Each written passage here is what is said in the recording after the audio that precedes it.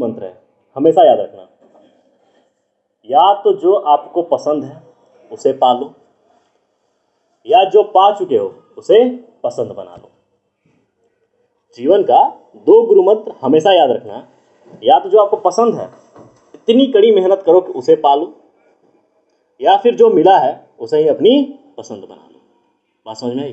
तो ध्यान रखिएगा कि कभी भी अगर आपको जीवन में कठिनाई मुश्किलें लग रही हैं तो आप हमेशा याद रखिएगा कि आप अपने पसंद के लिए लड़ रहे हैं।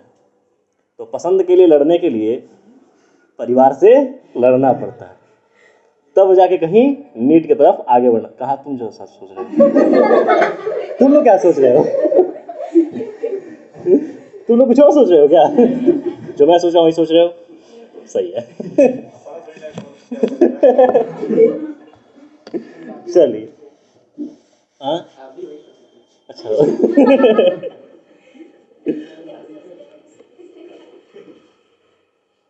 ठीक है। एक छोटी सी शायरी है। बस जब बच्चे डरते डरते मतलब कि अपने ज़िंदगी को कभी ऐसे मुकाम पे लाते हैं कि फ्रस्ट्रेशन के बहुत ज़्यादा शिकार हो जाते हैं, जैसे कि आप जब प्रिपरेशन करते हो बड़े एग्ज़ाम के लिए, तो एक माहौल ऐसा आता है जब लगता है कि कुछ नहीं बचा है यार, तब ऐसा लगता है कि कुछ नहीं बचा है यार। तो आपके लिए एक यहाँ पे हम शायरी छोटी सी बोलेंगे। टूट जाओ बिखर जाओ, टूट जाओ बिखर जाओ, मगर हिम्मत मत हारना, यही तुम्हारी जीत है। बात समझ आ रही है? टूट जाओ बिखर जाओ, मगर हिम्मत मत हारना, यही तुम्हारी जीत है। बस कड़ी मेहनत करते रहना, वही तुम्हारी सफलता की आखिरी पड़ाव की जीत है। बात समझ आई? तो जब भी आपको मुश्किल हालात आए या आप टूट जाओ, जब टूटो तो समझ लो कि सक्सेस अब हमें मिलने वाली है। इंसान हमें एक, जो मेरे बड़े भ्राताश्री हैं, उन्होंने एक ही बात जब हम अपने करियर में बहुत बैक गए थे, तुमको बताए होंगे, आप लोग को पता होगा कि आप एक जैसे इमेजिन कर सकते हो कि तर्कस पे अगर हम बात करें धनुष को तर्कस पर जब रखते हैं धनुष को तो पीछे खींचते हैं। तो ज़िंदगी में कभी भी आपको अगर आपकी ज़िंदगी पीछे खींचे तो बस आपको यही इमेजिन करना है कि जैसे धनुष पे आपके जो तीर होते हैं, तीर को पीछे खींचा जाता है। जितनी पीछे खींचोगे, इमेजिन करो, छोड़ा जाएगा तो कितनी तेज आगे जाएगी। तो जब भी आप गिरो तो ये हमेशा याद रखना कि उठेंगे तो दुनिया हिला देंगे। बात समझ में आ रही है? तो जब भी आप गिरो तो हमेशा याद रखना कि हमें आगे बढ़ना है और अब इससे ज़्यादा हम नहीं गिर सकते। जब भी आपको अपनी कामयाबी के एक पड़ाव पे पहुंचने पर आपको लगे कि यार यहाँ पे कुछ नहीं रह गया, तो वहीं से तो शुरुआत होती है। जिस दिन आपको लग गया कि यहाँ पे कुछ नहीं रखा है, अब वहीं से शुरुआत है। जब तक पता था कि हमें यहाँ पे बहुत कुछ है, तो उसे क्या बोलता है? कन्फ्यूज़न। जिस दिन पता चल जाए कि अब कुछ नहीं है, वहीं से शुरुआत होती है। असल लड़ाई वहीं से होती है, आगे तो बस मज़ा ही आता है। बात समझ रही है? तो हमेशा आप अपने ज़िंदगी में आगे बढ़ते रहिए। और कभी देखो, एक अगर बात कही जाए तो हम गिरते ज़रूर हैं, परंतु वहाँ से पीछे नहीं जाते। गिरते हैं, सीखते हैं, आगे बढ़ जाते हैं। बात समझ रही है? जब भी आप गिरो तो आपको बस एक ही चीज़ रहना चाहिए, गिरे हैं तो सीखेंगे, और सीखेंगे तो आगे बढ़ जाएंगे।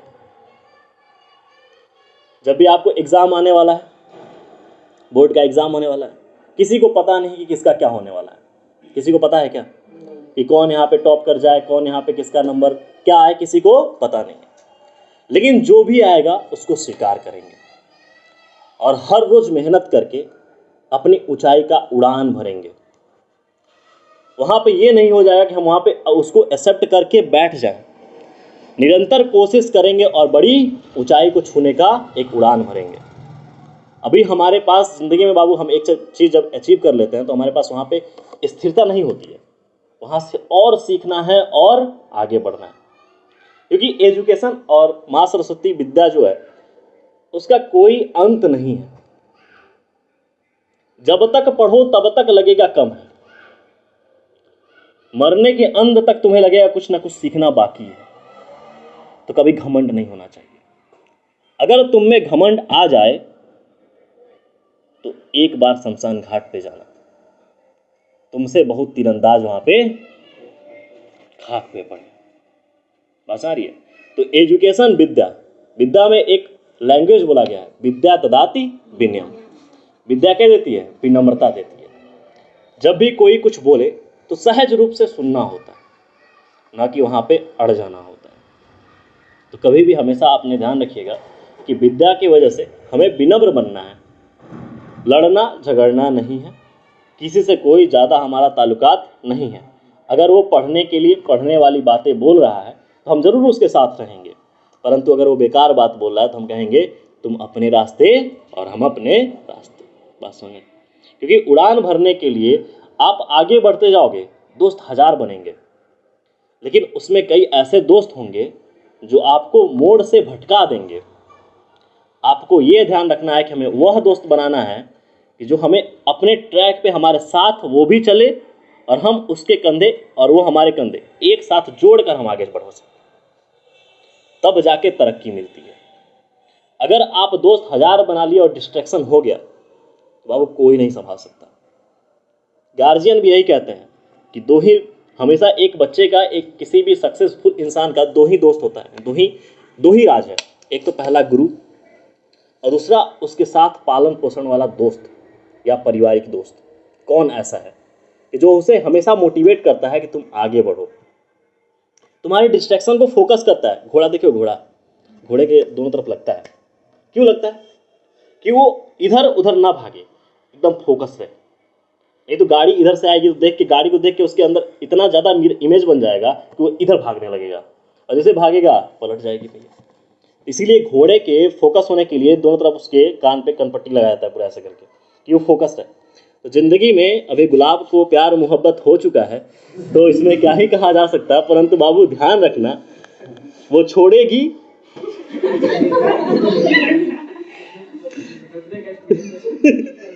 तो आना यही होगा, क्योंकि तरक्की यहीं से होगी। इंसान की पहचान उससे, अगर आप देखो किसी भी इंसान की पहचान किससे है? उसकी तरक्की से, उसकी पोजीशन से, ना कि उसके रंग रूप और कपड़े से। जैसे कि अभी आदित्य ने इनके लिए बहुत अच्छा संबोधन किया है कि कपड़ों से या रंग रूप से, बाह्य रूप से हम किसी को पहचान नहीं कर सकते। जब तक हम उसे वार्तालाप ना करें, जब तक हम उसके अंदरूनी चीज़ों को ना जाने, तब तक हम किसी को बता ना सकते। बस आ रही है? तो ध्यान रखिएगा कि कभी भी अगर आप किसी को ऊपरी से जज करो तो ये अच्छी बात नहीं है, क्योंकि एजुकेशन का जो विद्या है वो विद्या हमेशा बंद रहती है और स्थिर रहती है। इसीलिए माँ सरस्वती को आप देखोगे हमेशा विराजमान होती हैं। विराजमान होने का मतलब है कि एक बार जहाँ बैठ गई वहाँ बैठ गई, परंतु घमंड ऐसा नहीं है कि नहीं खत्म होगा। ऐसा रावण का लंका था तो रावण को ये था कि सोना को जलाया नहीं जा सकता, सोना को पिघलाया नहीं सकता, पिघला के राख नहीं किया जा सकता। आप देखोगे सोना को पिघलाते तभी सोना ही रहता है। कभी हुआ क्या कि सोना को पिघला के राख कर दिया गया हो? लेकिन उसको घमंड था और उसी घमंड के कारण उस सोने की लंका को राख में तब्दील कर दिया हनुमान जी ने। किसके वजह से? सिर्फ घमंड की वजह से। तो जिसके अंदर घमंड आया, समझ लीजिएगा विनाश वहीं से आपका स्टार्ट है। जब भी रहिए, जहां भी रहिए, हम्बल रहिए, एकदम जमीनी से जुड़े रहिए। बहुत सारे बच्चे कहते हैं कि सर जी आप तो इतना चीज़ें कर लिए हैं तो फिर आप कैसे का मतलब कुछ नहीं, क्योंकि हम इन्हीं सबसे जुड़ाव हमारा रहा है। अगर कोई बच्चा क्वेश्चंस लेके आता है v बराबर u प्लस AT का, तो हम कैसे कहेंगे कि ये है, ये नहीं है? आखिर वो भी तो जमीनी स्तर क्वेश्चन का है। गति का किसी का समीकरण लेके आएगा तो हम कहेंगे गति का समीकरण बनता ही नहीं है। अगर वो लेके आएगा y बराबर mx प्लस c, तो हम कहेंगे c इंटरसेप्ट है, ये नहीं है। कैसे कह देंगे? जुड़ाव तो वही है, जमीनी हकीकत तो वही है, डिफरेंशिएशन इंटीग्रेशन वही तो सीख के हम आगे बढ़ते हैं। और आगे बढ़ के जाए घमंड हो जाए, ये हो सकता है? अगर आगे बढ़ के आप सदाचार का नियम भूल जाओ, सदाचार भी सपने में आकर दुलात मारेगा तुमको। ठीक है? तो ध्यान रखिएगा, जो हमारा बेस होता है, जो हमारी जमीनी हकीकत होती है, उसे हम कभी नहीं भूल सकते। जैसे क ख ग घ, कहीं भूले हो? कहीं भूल के बताओ। उल्टा का होगा वर्णमाला इतना मार मारेगा तुमको कि ABCD याद हो जाएगा। और गिनती भूले तो ABCD इतना मार मारेगा कि गिनती याद हो जाएगा। ठीक है, तो ये बेसिक है। और जब भी हम गिरते हैं तो हमको इतना पता है कि तो हमको याद है। अगर तुम अपने करियर में गिरते हो तो तुमको तो पता ही हमको ये सब याद है। E=MC² किसको नहीं याद है? किसको नहीं पता कि ऊर्जा और द्रव्यमान का ये संबंध है? सबको पता है। परंतु यही बेस है। जो पढ़ाई से जुड़ता है वो हमेशा अपने जमीनी हकीकत से जुड़ता है, हमेशा जुड़ा रहेगा। जो जिसको कामयाबी तुरंत मिलती है ना बाबू, वो उड़ता है। जो रगड़ के जाता है वो रगड़ के उसके बाद चमक आती है, तो उसको पता है कि कितना रगड़ा गया है। जैसे कि अभी एक बच्चे ने सुनाया था कि गुलाब ने क्या नाम है कि ब्रजेश ही बोला था कि अभी हम की इसकी बात हमको बार बार याद आ रही है। इसने कहा कि जो मिट्टी का घड़ा होता है वो मिट्टी का घड़ा तब तक नहीं ठनकता, तब तक उसमें आवाज़ नहीं आती जब तक वो पकेगा नहीं। उसी प्रकार एक शिष्य, एक स्टूडेंट आता है गुरु के पास, तब तक नहीं बोल पाएगा जब तक उसको ज्ञान नहीं मिलेगी। ज्ञान की ज्योति में जलना पड़ेगा, तब जाके आप चमकोगे। जो संसार सबको पता है, जो जलता है वही चमकता है। क्योंकि हम नेचर से सीखते हैं, सूर्य हमेशा इतनी गर्म ज्वाला फेंकता है, परंतु चमकता कौन है? तो जब भी आपको चमकना है तो समझ लीजिए कि पहले आपको रगड़ कर जलना पड़ेगा, तभी आप में चमक आ सकती है। कभी हीरे को देखो, हीरे को चमक में। अच्छा, माँ सरस्वती जो कमल में बैठी हैं, वो कमल कहाँ खिलता है? कीचड़। तो जब भी आप अपने इर्द गिर्द माहौल में हो, अगर आपको लगे कि आप इकलौता हो जो सबसे अलग सोच रहे हो, तो जो हमारी सरस्वती माता बैठी है कमल पे, उसका एक बार ख्याल करना कि वो भी उस एरिया में अकेले उग के ऊपर और एक किसी का आसन बना हुआ। मेरी बात समझ पा रहे हो? तो जब भी आप अपने मोहल्ले में होना, कोई आपको रिग्रेट फील कराए या आपको डाउन गिराए, तो आपको बस एक ही चीज समझना है कि कमल के तरह खिलना है। बात समझ रही है? और आज वही कमल, बहुत बड़ा योगदान है उसका, बहुत ही अलग महत्व है उसका। कहाँ खिलता है? ध्यान रखिएगा, जब भी खिलना है तो हमको पता है कि हम सब बेसिक ही चीजें आएंगी, सब कुछ बेसिक ही है, बेसिक से ही सब स्टार्ट होता है। कभी ऐसा नहीं होता कि आप ऊपर से नीचे आ जाओ, हमेशा हम लोग नीचे से ऊपर चढ़ते हैं। वो अलग कहानी है कि भगवान के लोग कहते हैं कि भगवान से आए हैं बच्चे। ठीक है, ऐसा कहानी बायोलॉजिकल नहीं है। बात समझ में आ रही है? ये बायोलॉजिकल ट्रू नहीं। मंजेश, तू इतना सोच कह रहा है?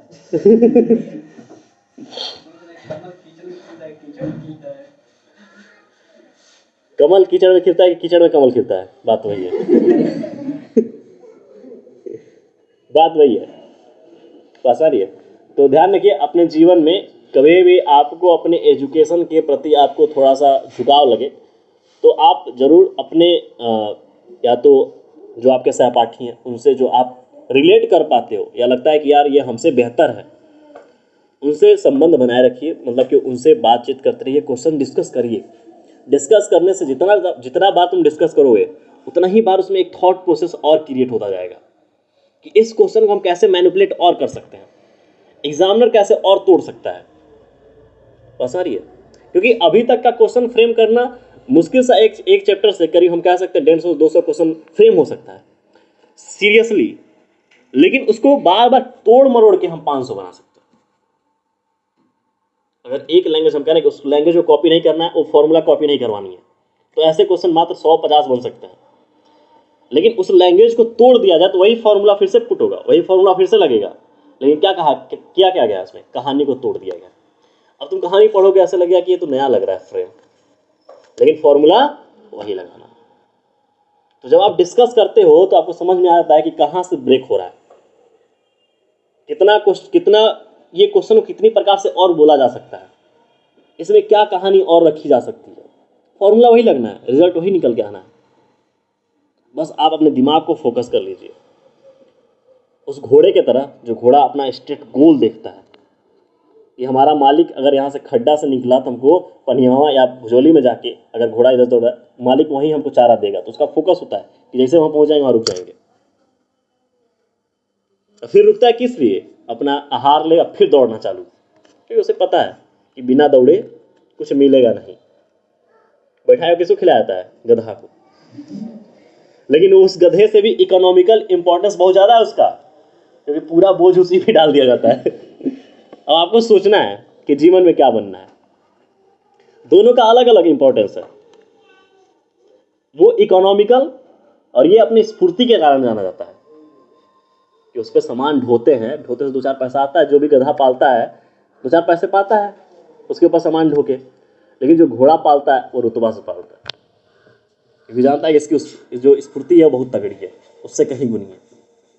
आ जाओ आ जाओ आ जाओ, सब